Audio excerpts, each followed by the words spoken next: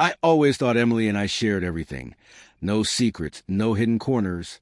15 years of marriage, 2 children, and a life we had carefully built together made me believe nothing could shake our foundation.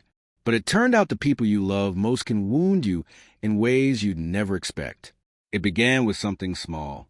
A detail in Lily's medical file that didn't match up. A vaccination, missing where I remembered it should have been. At first, I told myself it was a clerical mistake. But more irregularities surfaced, birth certificates, school forms, even casual remarks that didn't sit right. Emily's quick explanations always felt too polished, too rehearsed.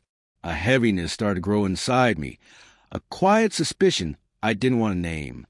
I decided to look deeper, without letting her know. I combed through documents, old emails, anything I could find. That's when I uncovered them. Letters tucked away in a drawer I had never checked. Handwritten exchanges between Emily and my mother. At first, the words didn't make sense. Why would my mother be entangled in something so private, something at the core of our family? But the truth was in the ink. These weren't harmless notes. They were instructions, explanations, and warnings. My wife and my mother had been hiding something from me for years. The days that followed blurred together. I confronted my mother first. Her silence, the way she couldn't look at me, told me everything before she even admitted it. 15 years ago, Emily had made a decision, one she and my mother had agreed I should never discover. Believing they were protecting me, they buried the truth. The weight of it nearly crushed me. How could 2 people I trusted with my whole life join together to keep me in the dark? By the time Emily came home one evening, humming softly as though it were any ordinary day, I had already decided how to face her. No anger, not yet. I needed her to see that the lies were done.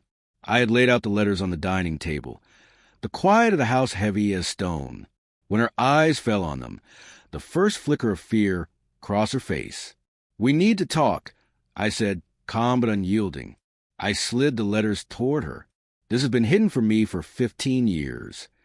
Her lips parted, her eyes wide. No excuse could undo what those papers revealed. She stammered, her voice breaking. "I thought I was protecting you. I never wanted to hurt you."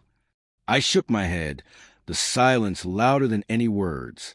15 years, 2 children, every celebration, every family moment, built on a lie she had created with my mother.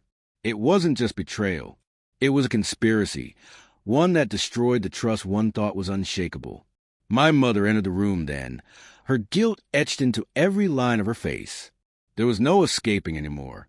I wanted Emily to feel the weight of it all, not in shouting, but in truth that could no longer be avoided. A few days later, I called some close family members to the house under the pretense of a simple brunch. Emily didn't know they would be there when her secret came to light. With everyone gathered, I placed the letters on the table once again. "These," I said, my voice steady, "are the letters that kept the truth from me about my children for 15 years. Emily, would you like to explain?" Her face crumbled under their eyes. She tried to justify, to claim it was for my sake, for the children's sake. But her words rang hollow. My mother tried to add her own fragmented defense, but the evidence was undeniable. The silence that followed was suffocating. Shock spread across every face in the room. Emily broke under the weight of it, sinking into her chair, her carefully constructed world collapsing. I didn't raise my voice. I didn't ask for apologies. I simply said what needed to be said. "This ends now.